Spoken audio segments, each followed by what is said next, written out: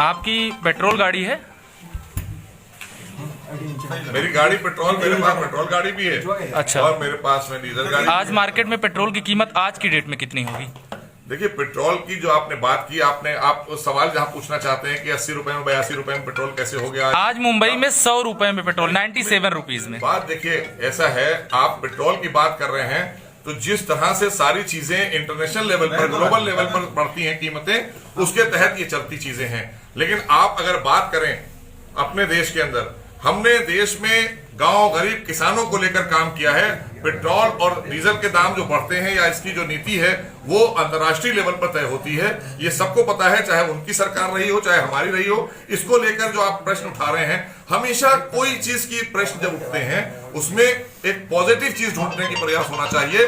Negative बात तो ये है कि आप इतनी देर से क्यों आ गए, हम बैठे थे बहुत देर। नहीं, बिल्कुल निगेटिव नहीं है। आपका सुन लीजिए, आपके ही घटक दल हैं, सुब्रमण्यम स्वामी जी कह रहे हैं कि श्री राम के देश में पेट्रोल सीता जी के नेपाल से और रावण की लंका से ज्यादा महंगा है। देखिए, ऐसा है कि अगर आज आपका देश संपन्न भी हो रहा है, देश तेजी से आगे भी बढ़ रहा है, वहां पर जिस तरह की खपत है, जो भी हमें जरूरत है, उस जरूरत के तहत, क्योंकि ये जो चीजें इंटरनेशनली आपको जिसमें आप शामिल होते हैं, अंतर्राष्ट्रीय लेवल पर जिसकी कीमतें तय होती हैं, उसमें आप और हम कुछ नहीं कर सकते। उसमें हम और आप अपने देश की जनता को कहीं ना कहीं फायदा देने के लिए सब्सिडी लाते हैं, हम अपने टैक्सेस कम करते हैं। जिस तरह से मैंने कहा कि इस बार के जो आप देखें उठाकर बजट को, हमने टैक्स बिल्कुल भी किसी पर कोई भार नहीं डाला गया, पूरे देश में कोई टैक्स नहीं बढ़ाया गया और ना किसी से कोई टैक्स के लेकर बात हुई। पेट्रोल और ये मेरे प्रश्न का जवाब नहीं है। डीजल की कीमतें इंटरनेशनल स्तर पर तय होती हैं। क्या इस बात की जानकारी 2014 में नरेंद्र मोदी को नहीं थी? क्या नरेंद्र मोदी कहते थे कि अगर पाकिस्तान में पेट्रोल 35 रुपए लीटर बिक सकता है तो भारत में पेट्रोल की कीमतें 35 रुपए लीटर क्यों नहीं हो सकती? तो क्या इस चीज की जानकारी उन्हें नहीं थी कि इंटरनेशनल स्तर पर तय होती है कीमतें? जो देश जो 14 में देश आदरणीय मोदी जी को मिला था और आज 6 वर्षों में देश जितने शिखर पर है, क्या ये देश पहले शिखर पर नहीं जा सकता? नहीं, नेपाल में कीमत नेपाल खुद थोड़े तय कर रहा है। सवाल सही है। नेपाल में भी तो इंटरनेशनल स्तर पर ही तय हो रही है। डीजल, रसोई गैस, इन चीजों की कीमतें भी उस स्तर पर पहुंची हैं। जो बात आपने पूछी पेट्रोल और डीजल की दाम को लेकर आप बात जो कर रहे हैं, पेट्रोल, डीजल और रसोई गैस की तीनों पेट्रोल उत्पाद। लेकिन आज आप देखें, एक एक घर रसोई पहुंचाने का काम किया किसने? नहीं, इससे पहले तो आप कार्ड मिलता था, वो भरा ही नहीं पाएंगे सर, सबसे मांगते थे, वो भरा ही नहीं पाएंगे। चाहिए है इस समय आज घर घर हमारा व्यक्ति खड़ा होकर आपको सिलेंडर पहुंचा जाता है। तो इसलिए आप जिस तरह में जो प्रश्न आप कर रहे हैं, उस प्रश्न का मतलब नहीं है। देश में आपको हम जो 130 करोड़ लोगों के लिए हम काम कर रहे हैं, पेट्रोल और डीजल से ज्यादा हम जरूरी समझते हैं देश के किसान संपन्न हो, देश का हमारा जो छोटा छोटा व्यापारी खुदरा है वो, और हमारी शिक्षा की जो स्तर है वो बढ़ना चाहिए। देश में विकास तेजी से हो रहा है या नहीं हो रहा है, आप बता दीजिए। इस समय रसोई गैस की कीमतें कितनी पता है आपको? सॉरी, रसोई गैस सिलेंडर, एक सिलेंडर कितने का है? ये उतार चढ़ाव इनमें अप्स एंड डाउन्स रहेगा, हमेशा रहा है। इनको लेकर आप कभी ये मत करिए कि हमारी सरकार में बढ़ गया और पिछली सरकार में नहीं था। सब्सिडी लोगों को, ये जो बात आपने लोगों के खाते में सब्सिडी कितनी जा रही है, इसके अलावा आप आइए, इसके अलावा आप आइए, ये वो चीजें हैं जो हमेशा रहेंगी। कोई भी सरकार थी, घटती और बढ़ती नहीं है।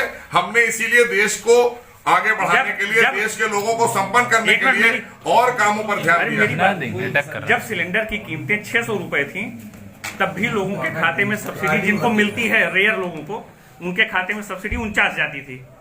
जब सिलेंडर की कीमतें 650 हुई तब भी 49 जाती है। जब 700 हुई तब भी 49 जाती है। इस समय 749 रुपए है, तब भी सब्सिडी सिर्फ 49 रुपए जाती है। देखिए, 2014 में सिलेंडर की कीमतें 420 रुपए थी और आज की डेट में सिलेंडर की कीमतें 700 रुपए हैं। जो लोगों की जेब से जाता है वो 700 रुपए जाता है। नहीं, 750 सब्सिडी मिलती है, जिसको मिलती है। आपने जो प्रश्न उठाया है, हमारा सरकार का ईमानदार प्रयास और मोदी जी का कि हम गांव गरीब किसान नौजवान के लिए काम करने वाली सरकार लेकर आए। डीजल भी गरीब लेता है सर, और इनको डीजल किसान लेता है सर। और किसानों को लेकर जो फायदे, जिस तरह से हम बिजली पर लेकर आए, हमने बिजली पर सब्सिडी दी है, तमाम हमने किसानों को डीजल और पेट्रोल पर सब्सिडी दी है। डीजल की कीमतें ऐसी होती हैं, पेट्रोल की चलिए मान लीजिए ठीक है, बहुत बड़े लोग भराते हैं पेट्रोल। डीजल की कीमतों से तो देश में महंगाई पर अंकुश लगता है, महंगाई में वृद्धि होती है। डीजल की कीमतें आज की डेट में अमेठी में 79 रुपए कुछ पैसे हैं। अमेठी की बात मैं कर रहा हूँ, 79 रुपए कुछ पैसे में अमेठी में डीजल मिल रहा है।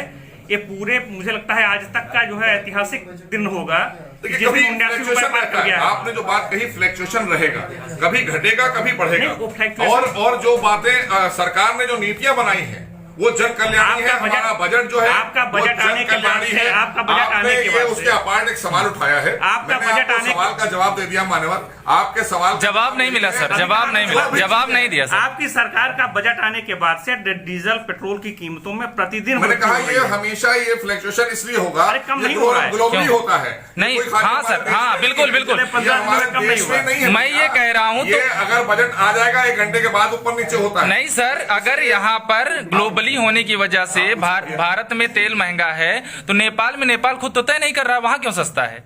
देखिए ऐसा है, आप जिस बात को कर रहे हैं सवाल, आप देश हित की सरकार पर आप प्रश्न ये लगाना चाहते हैं कि पेट्रोल और डीजल पर लाकर केंद्रित कर रहे हैं आप और विकास कार्यों को किनारे कर रहे हैं। आप खाली बायस्ड होकर एक अच्छा, सवाल पूछ एक रहे चीज हैं। आप आपका बताइए। एक मिनट, आपका सवाल खाली बायस्ड होकर है कि आप देश पर प्रश्न लगा रहे हैं, और जिन लोगों के लिए आप सवाल पूछ रहे हैं उन्हीं से सवाल पूछिए कि आज किन लोगों के लिए? मैं मोटरसाइकिल चलता हूँ, मेरे पास मेरी गाड़ी में पेट्रोल लगता है। मैं आपको बता रहा हूँ, उनको भी बताइए ना, उनसे भी पूछ लीजिए। जो कल नौका चला रहे थे लोग, उनसे भी सवाल पूछ लिया कीजिए कि नाव कम से कम आज बनारस से लेकर प्रयागराज तक चलाने का अवसर किसने उनको प्रदान किया है, उनसे भी सवाल पूछिए। अगर वो कीमतें सस्ती महंगी करने के, अगर उनके पास मादा होता महंगी सस्ती करने को, उनसे भी पूछते। कोई ऐसा है, पेट्रोल हमने भी जब हम छोटे थे तो इसी देश में पेट्रोल 30 रुपए में और हमने 35 रुपए में और 7 रुपए से शुरू किया था हमने। अगर तो ऐसा है, ये जैसे जैसे देश आगे संपन्न होता है ये चीजें बढ़ती हैं, और चीजों पर हम सरकार जो है वो जो ऐसी नीतियां लाती है कि वो चीजें सस्ती हो जाती एक अंतिम सवाल, तो हम बैलेंस कर चलते हैं देश हित में। कोई भी योजना लाते हैं देश हित में लाते हैं, इसलिए एक ही प्रश्न पर रुककर खाली इतनी देर बात कर लेना। अगर सर्जिकल स्ट्राइक होती है उस पर भी सवाल पूछ लिए जाते हैं कि इतना साहस कभी सेना में था किसी और सरकार? एक अंतिम सवाल और अगर हो तो आप गलत जगह लिंक कर रहे हैं, स्ट्राइक कराने में गलत जगह लिंक कर रहे हैं। हमें अपने लोगों को, अपने जो हमारे सेना के जवान है, सेना है, उसको संपन्न करने के लिए हमें उसके लिए भी धन का व्यवस्था करनी होती है।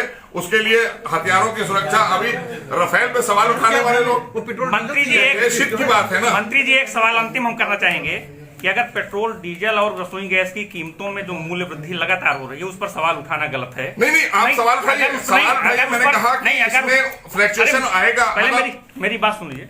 अगर उस पर सवाल उठाना गलत है, उस पर सवाल उठाने का मतलब आप बायस्ड कह रहे हैं सवाल पर, पूरी बात तो सुन लीजिए। अगर उस पर सवाल उठाना नकारात्मक विपक्ष का काम है तो आपकी सरकार के पहले, मतलब केंद्र में जब 2014 से पहले आपकी सरकार नहीं थी, 2014 से आपकी सरकार है, उसके पहले डीजल की कीमतों में 50 पैसे मूल्य वृद्धि होती थी तो आपकी सरकार हंगामा करती थी किसानों की कमर टूट जाएगी।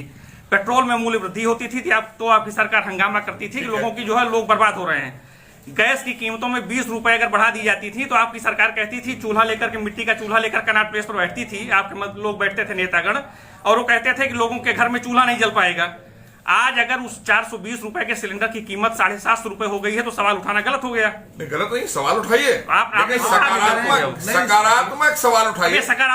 आपने विपक्ष की बात, मतलब आपका नहीं कर रहा हूं, विपक्ष की बात, इसका मतलब आपका विपक्ष को चाहिए है कि सकारात्मक, क्योंकि विपक्ष का भी जिम्मेदारी होती है कि जनता के हितों के मुद्दे उठाना है, मतलब उस समय जनता के अहित और मजाक बनाने के लिए नहीं उठाना है। अगर कोई भी इशू, कोई सब्जेक्ट उठाना है तो जनता के हित का उठाएगा। ये हित का है बस, ये तो हित का है ना। मैंने आपको बताया कि एक चीज पर केंद्रित करना, 80 करोड़ लोगों को मुफ्त में राशन देना कोरोना काल में, ये बताएं विपक्ष कब उसने दिया और कब आपदा में उन्होंने, आपदा में भी अगर उनकी सरकारें थी तो उन्होंने लूटने का काम किया, चाहे उत्तराखंड हो और चाहे उत्तर प्रदेश हो, हर जगह बाढ़, तो उन्होंने गरीबों के मुंह से खाना छीन लिया। आज आदरणीय मोदी जी की सरकार में गरीब को खाना मिल रहा है, गरीब उत्पन्न हो रहा है, विकास की तरफ देश बढ़ रहा है। आज आप अच्छी तरह से जानते हैं क्योंकि आपके पास में कोई भी एक वो नहीं था, तो आपने भी तय किया हम एक ऐसा वो लाएंगे, ये आप भी जानते हैं। मैं कह रहा हूँ कि आपकी बात विपक्षी नेताओं से नहीं हो रही है। 5 पैसे 10 पैसे 15 पैसे, अरे मेरी बात भी बढ़ जाता है, यहाँ नहीं देंगे। इसको आज की तारीख में इसकी पॉलिसी बदल चुकी है, पहले और आज में बहुत अंतर है। आज किसी को परेशानी नहीं है, लेकिन विपक्ष के पास कोई मुद्दा नहीं है। यहाँ विपक्ष नहीं बैठा है मंत्री जी, यहाँ मीडिया के लोग बैठे हैं और मीडिया के लोग आपसे सवाल किया, मैंने जवाब दे दिया। विपक्ष से भी पूछिए, मैं कह रहा हूँ विपक्ष से पूछिए कि विपक्ष के पास आज कोई मुद्दा क्यों नहीं है। उनसे क्यों पूछे ये सवाल, उनसे क्यों पूछे? विपक्ष एक इशू ला के दिखा, आज सवाल आपसे एक इशू, एक लाइन में सर कंक्लूड कर दीजिए कि पेट्रोल की बेतहाशा बढ़ती कीमतों की वजह क्या मानते हैं? एक लाइन में कंक्लूड कर दीजिए। इंटरनेशनल लेवल से बढ़ती हैं इसकी कीमतें, हम नहीं तय करते हैं। भारत सरकार को तय करना हो तो हम कल तय कर देंगे, हम सब्सिडी देते हैं, हम इसमें कमी लाते हैं, हम अपने अपने राज्यों को बोलते हैं, हमारे राज्य अपने हिसाब से उस पर निर्धारित करते हैं, लेकिन ये इंटरनेशनल तय करता है। 2014 के पहले 2014 के पहले ग्लोबली नहीं थी, ये अंतर्राष्ट्रीय लेवल पर तय होती है इसकी कीमतें, उसमें घटता बढ़ता है अंतर्राष्ट्रीय लेवल। तो 2014 के पहले भी स्थिति यही थी। अच्छा, नहीं थी, तब इनके हाथ में था, अब पॉलिसी बदली हुई है, आपने उसको इंटरनेशनल हाथों में दे दिया। तब में बहुत अंतर है। चलिए, अब ये चाहते तो देश को नहीं, जब आपके हाथ में आया चाहते तो देश को नहीं लूटते, चलिए, इन्होंने लूटने का काम किया देश को। इसका मतलब जब आपके हाथ में आया कि आप उसकी कीमतों को नियंत्रित कर सकते थे, तो आपने उसको ग्लोबली कर दिया। जो हमारे हाथ में है, जो सरकार के हाथ में है, उसमें नियंत्रण किया जा रहा है। जनता, आप देश की जनता का परसेप्शन लीजिए तो समझ में आ जाएगा। सवाल नहीं, देश की जनता ही कह रही है कि आदरणीय मोदी जी के नेतृत्व में हर तरह से हम संतुष्ट हैं और अच्छी सरकार चल रही है। ये बात विपक्ष खूब जानता है, इसलिए विपक्ष अब नाव चला रहा है। हाँ सर, चलिए छोड़िए, एक नया उस पर आप डक कर रहे हैं लगातार। एक क्वेश्चन मैं करूंगा, आपने कहा कि अल्पसंख्यक वर्ग के लोग लगातार डेवलप हो रहे हैं, तरह तरह के उदाहरण दिए कि वहाँ अलीगढ़ में काम कर रहे हैं, वो कारीगरी का, जरीदोजी का काम कर रहे हैं। गुलाम नबी आज़ाद जी की बड़ी प्रशंसा की आखिरी दिन राज्यसभा में मोदी जी ने। गुलाम नबी आज़ाद जी ने कहा कि देश का मुसलमान नवयुवक देश का प्रधानमंत्री बनने का ख्वाब नहीं देख सकता है। कैसे देखते हैं इस स्टेटमेंट को? देखिए, ऐसा है कि अब ये तो गुलाम नबी आजाद जी ही बता पाएंगे आपको। हम यहाँ बैठे हैं आपके सामने, भारतीय जनता पार्टी में मैंने कोई चुनाव नहीं लड़ा था। भारतीय जनता पार्टी और हमारे संगठन ने हमको प्रदेश में मंत्री बनाकर एक जिम्मेदारी दी है और मैं अल्पसंख्यक समाज के लिए काम कर रहा हूं पिछले 4 वर्षों से, और लगातार बगैर भेदभाव के सरकार चल रही है देश में भी, और बगैर भेदभाव के सरकार चल रही है उत्तर प्रदेश में भी। यहाँ आदरणीय योगी जी मुखिया हैं हमारे, और वहां देश के प्रधानमंत्री मोदी जी मुखिया हैं, और आज यही मोदी जी हैं। आज इससे पहले किसी प्रधानमंत्री को सऊदी अरब ने अपना रत्न नहीं दिया, मोदी जी को सऊदी अरब ने अपना रत्न देकर नवाजा है। इससे साफ हो जाता है कि अल्पसंख्यकों का कहीं उत्थान और अल्पसंख्यक कहीं सुरक्षित है तो वो भाजपा की सरकार में है, यहाँ दोहन नहीं होता उसका। चलिए, धन्यवाद मंत्री जी।